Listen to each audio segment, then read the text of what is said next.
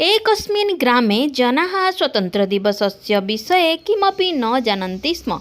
तस्मिन् दिने प्रातःकाले कश्चन कपोतः खाद्यम् अनुष्य एकं ग्रामं गतवान्। सः दृष्ट्वा ग्रामं सर्वथा निःशब्दं, यत्रापि भारतस्य ध्वजः न पताकितः आश्चर्यचकितः अभवत्। सः ग्रामवासिनः प्रपृच्छ, भवन्तः किम् अत्र स्वतन्त्रतादिवसः न आचरन्ति?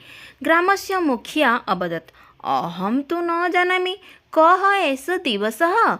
तदा कपोतः सर्वेभ्यः कथयामास, वयं 1947 तमे वर्षे अगस्त मासस्य 15 दिने स्वाधीनाः अभवाम। एषः दिवसः महत्त्वपूर्णः। ग्रामजनाः श्रुत्वा विस्मिताः अभवन्। चचुः, तर्हि वयम् अद्य एव एतत् उत्सवम् आचरिष्यामः।